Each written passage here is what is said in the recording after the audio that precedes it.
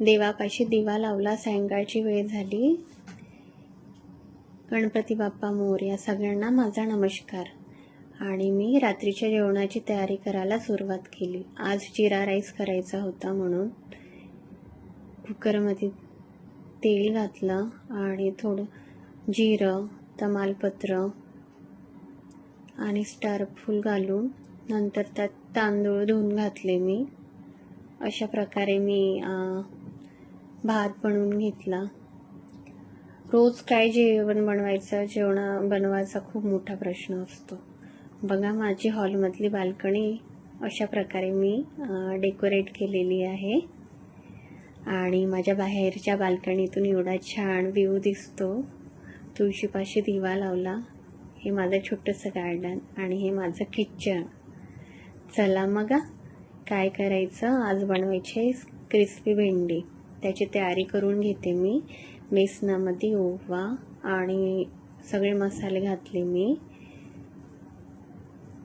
आणि बेसन भिजवून घेतलं. त्याचप्रमाणे मी एका बाजूला भेंडी छोटी छोटी पातळ काप करून ठेवले होते. तेल गरम करायला ठेवलं आणि अशा प्रकारे मी आता भेंडी फ्राय करून घेणार आहे. आणि एका बाजूला मी टमॅटोची प्युरी आणि कांद्याची प्युरी पण करून ठेवलेली होती, कारण की मला भेंडीची भाजी पण बनवायची होती ग्रेव्हीची. अशा प्रकारे मी सगळी भेंडी फ्राय करून घेतली. त्याचप्रमाणे नंतर मी भेंडीची भाजी करायला सुरुवात केली. तेल घातलं, त्यात थोडं जिरं, तमालपत्र, स्टार फूल आणि मसाल्याची विलायची घातली. त्याचप्रमाणे मी तेल गरम झाल्यावरती कांदाची प्युरी टाकली.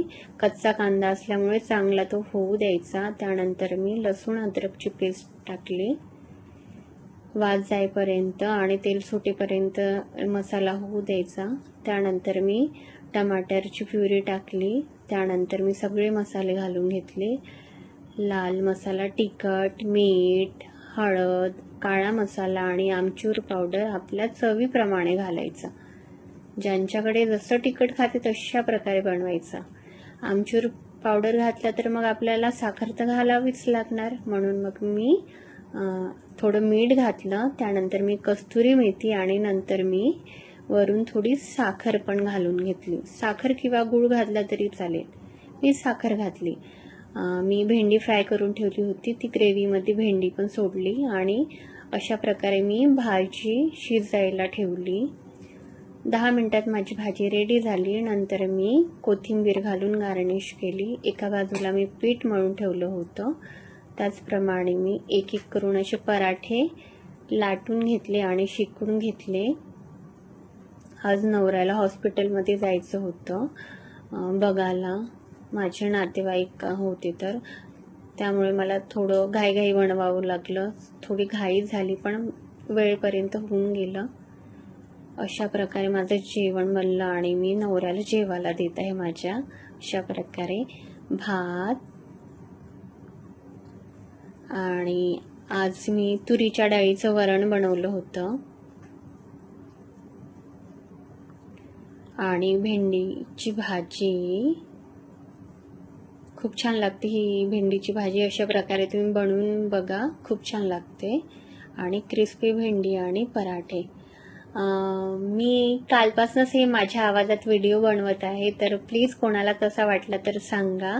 आणि माझं काही चुकत असेल तर ते पण मला कॉमेंट्स करून सांगा की काय सुधारणा पाहिजे. आणि प्लीज माझे व्हिडिओ आवडले असेल तर लाईक करा, शेअर करा आणि सबस्क्राईब करा.